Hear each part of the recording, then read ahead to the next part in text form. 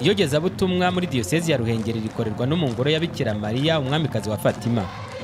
Igitekerezo cyo gushinga ingoro ya Bikira Mariya Umwamikazi wa Fatima cyatangiye mu mwaka wa 2000, ubwo hamwe na Kiliziya y'isi yose ndetse na Kiliziya yo mu Rwanda by'umwihariko Diyosezi ya Ruhengeri yahimbaje yubile y'impurirane y'imyaka 2000 y'ubukristu n'iy'imyaka 100 evanjiri yari imaze igeze mu Rwanda. Muri iyo yubile abakristu bifuje icyo gihe ko hagira igikorwa gifatika gisigara muri Diyosezi nk'urwibutso rwa yubile.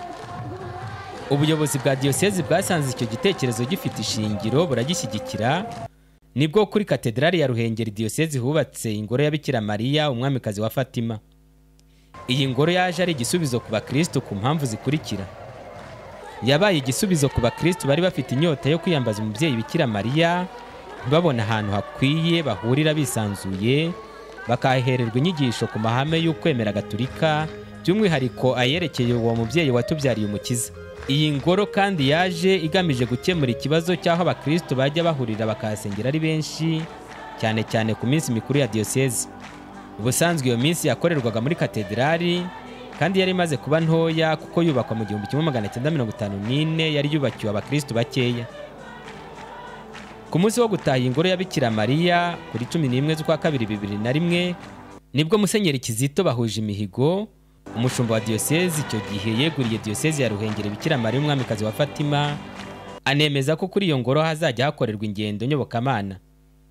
Ubusanzwe paruwasi Katedrali ya Ruhengeri niyo yari yareguriwe Bikira Mariya Umwamikazi wa Fatima ho murinzi. Mu ngoro ya Bikira Mariya Umwamikazi wa Fatima abakristo bahahurira baje mu isengesho cyangwa mu ngendo nyobokamana. Habera ibikorwa by'iyobokamana bya buri munsi, ibya buri cyumweru, ibya buri kwezi n'ibya buri mwaka. Gahunda y'iyogezabutumwa rihakorerwa buri munsi zitangira mu gitondo zikarangira nimugoroba.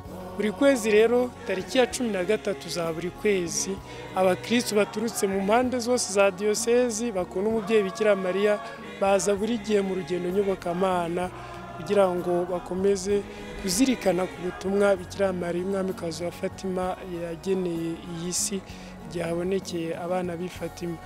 Nanone kuwa gatandatu wa mbere w'ukwezi abakristo baza mu rugendo nyobokamana baba bakurikiza ijambo Bikira Mariya yabwiye Rusiya amubwira ati buri wa gatandatu wa mbere w'ukwezi uzashishikariza abantu bose kwiyegurira umutima wanjye utagira inenge. Ibyo bakabikora bashaka penetensiya, bavuga ishapure, bazirikana amayibukiro agize rozari byibuze iminota 15, bumva misa kandi bahazwa.